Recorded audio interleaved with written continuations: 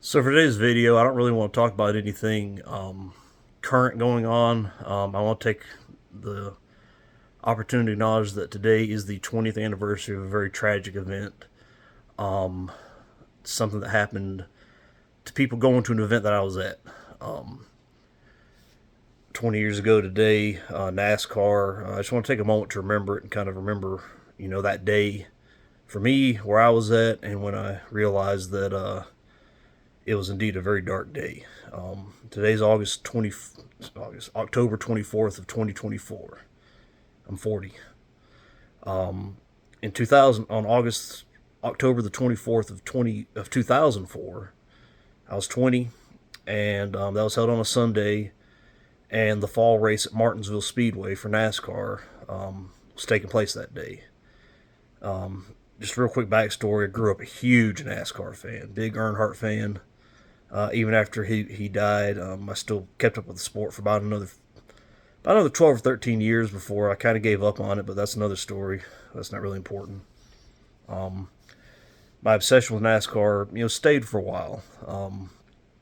And luckily, growing up in Winston-Salem, North Carolina, I had a chance to go to a lot of, at the time, Winston Cup races. By the time 2004 rolled around, it was the Nextel Cup Series, became the Sprint Cup Series. Now it's just the Cup Series, and I think Monster Energy sponsored it for a year or two. But so yeah, by 2004, I was still very much obsessed with the sport. Watched all the races, watched as many qualifying, even practice sessions as I could. I just wanted to watch it, and it was my sport. And like I said, growing up where I grew up, had a chance to go to quite a few races just because they were in such close proximity. My first race was in 1990 at North Wilkesboro. They've just recently opened it back up, but from 1990 through 1996, when they closed it down for the first time for 26 years, those 6 years I went to quite a few races there, almost all of them. I didn't go to the last one, I don't remember why, but I was at a lot of them, and Dad would take me there, and it was a really cool bonding experience for me and Dad. We both liked it. It was fun, just going there, seeing the bright colors, the loud cars, the racing, the beating and banging. It was amazing. Got to go to Charlotte quite a bit. The fall race, and then the 600 and Memorial Day. We went there quite a bit once it went to the night race, so we didn't have to fry all day.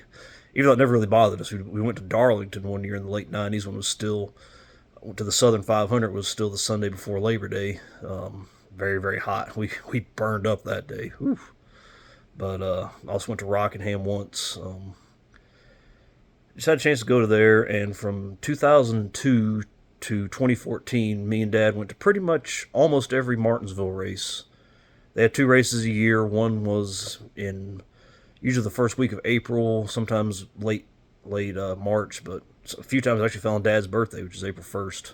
No joke. And then the other one was always in late October, usually around Halloween. I think it was on Halloween one year we went, but I didn't dress up or nothing.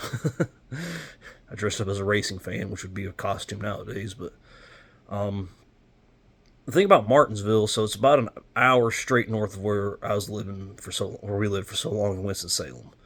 It's right above the Virginia line, the North Carolina Virginia line, right there in the Blue Ridge Mountains, which means the weather can oftentimes be quite an adventure. There were days there we burned up with the sun would be on us all day. There's days we froze. We're buying hot chocolate from the concession stand every 100 laps just to keep ourselves warm. Sometimes it would actually rain a little bit, but because the track's so small and the race cars create so much heat, the track would stay dry. And if it was cold and rainy like it was one time, I mean, we just froze. But oftentimes it'd be pretty cold and foggy and cloudy in the morning, and then by noon the clouds would go away and it'd be pretty hot. And the way the track sat and the way we sat, our seats were always on the front stretch. We knew somebody who had season tickets. He didn't care for it anymore, so he'd always just sell us his tickets. He kept ordering them, and we'd buy them from him. The way the track set, the sun kind of went around this way, which meant that this part of my face always was exposed to the sun, even if I had a hat and sunglasses on. I always called that my Martinsville stripe. For Darlington, they have to ride so close to the wall, they often hit it, scrapes up their car. They call it the Darlington stripe. So I call that my Martinsville stripe. But we went there a lot, and 20 years ago today, we went to the fall race, and it was a very, very cloudy day. As they say, the ceiling was very low. Just thick, thick clouds. They felt like they were right on top of you. And Dad called it from the get-go. Even because we got there pretty early. We'd wander around the concession stand area, or the souvenir area. Then we get to our seats about 2 hours before the race started and just sit there and talk. I mean, it was a really great bonding activity to walk to the track together. We didn't want to park next to the track and be stuck in traffic, so we'd park about 2 miles from the track and walk there and chat and walk around the souvenir area, chat and sit there in the stands and chat. It was a really good time. And then we'd watch the race and drive home and then walk back to the car after the race. We're usually pretty worn out from the sun and the noise, and ride back to Winston-Salem together. So it was a good time. We went there on this day 20 years ago, but it was like I said, it was very, very cloudy. You could see it felt like the clouds were right on top of us. Like I said, what aviators call the ceiling was very, very low. They called off the flyover, which I always loved the flyover. I've always loved that. And they called that off. I remember being, irritated by that, thinking, dang. I mean, I knew it was nobody's fault, but, and of course, now I look back on it immediately afterwards and look back on it for 20 years now and felt kind of bad for feeling that way. Just, if only I'd have known. And I also remember, the thing about Dad is he's a realist, and I'm always kind of an optimist, and that's kind of gone away as I've gotten older. I guess I understand. I guess like most kids, I understand him a lot more now than I did when I was younger. But I'm always like, there'd be just a little bit of extra sunlight coming through the clouds at one point. I'd be like, "Hey, look, Dad, I think the clouds are going to go away today." He's like, "No, it's going to be cloudy all day. It's probably going to rain." It didn't rain. I don't think it did. It might have drizzled some or misted, but like I said, never enough to stop the race. But like I said, the race went on. The clouds were just right above us. I mean, it felt like they were sitting right on top of our heads the whole time. Whole 500-lap race went on.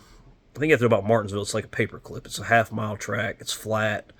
2 very long straightaways connected by a very, very sharp hairpin turn on each side. So if you have front stretch seats like we had, the back stretch, you're looking right at it too. I mean, there was never any squinting to see what was going on the back stretch. Very unique track, very great racing.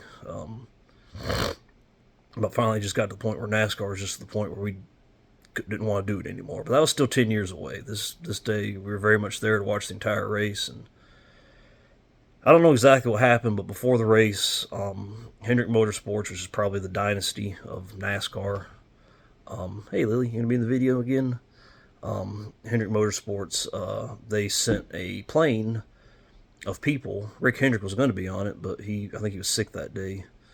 They sent a plane of people so they could be there at the race to watch their team. And this is executives. This is people like his son, who he was grooming to take over Hendrick Motorsports, Ricky Hendrick. He tried driving, didn't work, but he was very much about taking over the business part. Rick's brother John and his twin daughters were on board this plane. Randy Dorton, who built their engines forever and built that horsepower that just destroyed the field so many times. Obviously, there's the 2 pilots. There was some sponsor representatives who I think had represented Jeff Gordon for a long time.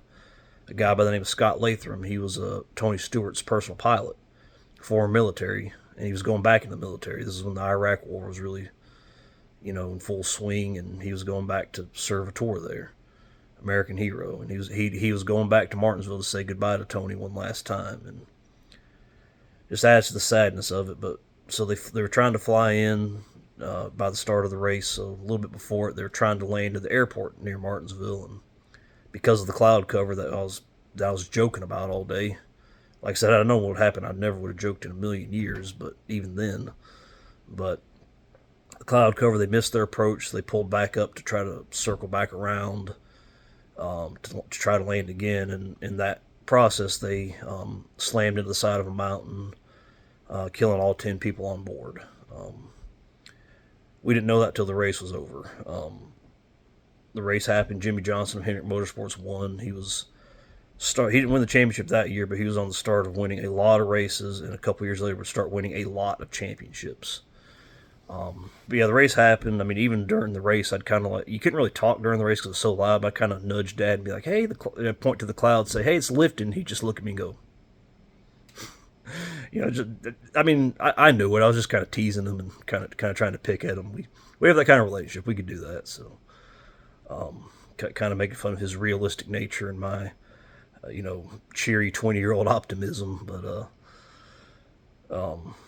Yeah, it turned dark pretty quick. Once it was over, we never really stuck around. We tried to watch the burnouts and then get out of there because we wanted to get to the car and get home before traffic hit. Dad hates traffic, and you know what? I hate traffic too. So, like I said, I understand him so much more now that I'm getting older.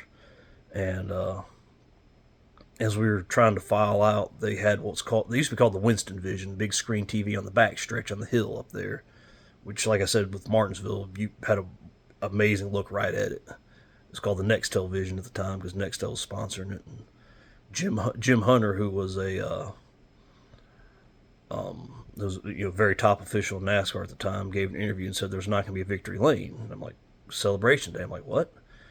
And then that's when he said, the Federal Aviation Association lost contact with the Hendrick Motorsports plane that was trying to take some people there. And we've been in conversation with Rick Hendrick about this, and I knew the fact they were canceling victory lanes that it most likely crashed and people had died, and I was stunned. I didn't really know what to think, and immediately I realized it probably had something to do with the clouds that I joked about, and like I said, I knew right then it was no joking matter. And I did have a cell phone. I didn't get my first cell phone until 2002, 2 years earlier when I started college at UNC Greensboro, about 45 minutes away from where I was living in Winston-Salem with my parents still. And so when we finally got back to the car, obviously the cell coverage out there in the mountains of Virginia wasn't great, but once we got kind of on the highway, I say highway, the road that took us through the Virginia and North Carolina countryside up there, Surrey, Stokes County, things like that. Anybody knows the area knows what I'm talking about. Back into Winston, you kind of rode through there. Beautiful scenery. I mean, I always loved the drive as much as anything. I love the whole experience. But so I called Mom on the cell phone, which back then you didn't really use it unless you absolutely had to. But I wanted to know what was going on. We didn't have the smartphones with the internet on it, or some of us did, but it was expensive. And I mean, we couldn't afford that, or if we could afford it, but we wouldn't be able to buy anything else ever.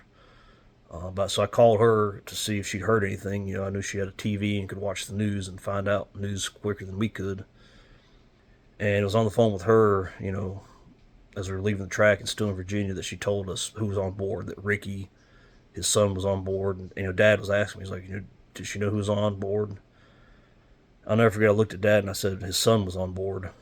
And I'll never forget, Dad goes, are you, just in a very, very somber tone, he's like, are you serious? Not like are you serious? It was just like, are you serious? I mean, you could tell he knew right then. He's like, oh, that's devastating. And that was kind of a key for me at the time to understand that this is serious, this is real, and this is something that's going to be remembered for a long, long time. And here I am 20 years later. So much has happened in my life since then, and I still remember that, so much of that like it was yesterday. To the point where on the way home, I don't think we didn't have satellite radio at the time. We were listening to the local I guess classic rock, popular rock station. That song, There's Always Something There to Remind Me. I remember that came on at one point.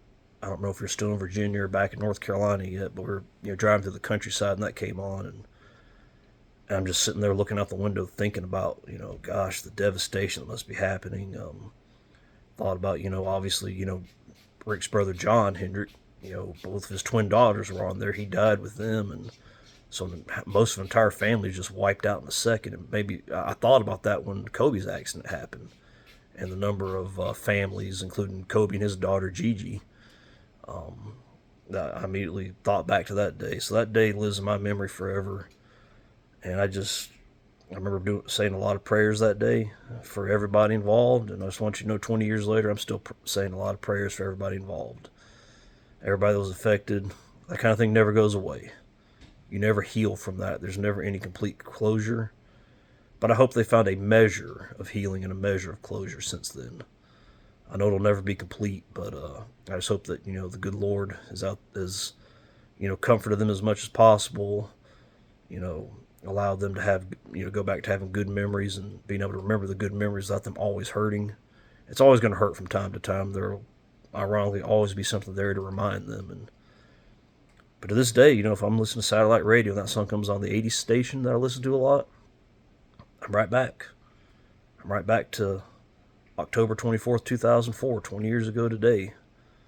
I'm right back there in the car, riding, staring at the gloomy countryside, because like I said, it was very cloudy, and just thinking about it and thinking about, man, what a horrible, horrible day.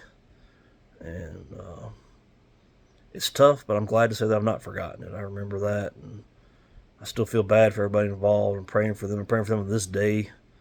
I mean, to think 20 years have passed since then. 20 years since they've had a chance to last see their loved ones. And like I said, to everybody involved, my prayers are to you. I remember driving to college in Greensboro the next day, taking that 45-minute trip. I think it was actually raining a little bit that day. That's the way I remember it, at least. And I remember my chest hurt just from thinking about it, feeling so bad for them. So that was a tough day. And like I said, I've not forgotten. I've left NASCAR behind a long time ago, but I've not left that moment behind. A lot of moments I'll never leave behind. That's just a huge part of my life. But the sadness and the remembrance from that, I just want you to know I've never left that behind. And like again, to everybody that was affected by that and still remains affected to that by this day, I'm praying for you. Lean into God. He's with you. He's for you, and you'll see your loved ones again one day. I know it doesn't, and I don't expect that to be any kind of comfort now, but I hope it is a little bit of a comfort. And like I said, I just hope a little bit of closure and healing's been brought about over the last 20 years, and I just want you to know they've not been forgotten. The tragedy that's not been forgotten, the scope of it's not been forgotten, and your loved ones are not forgotten. So, prayers to everybody, and thanks to everybody who watches these things.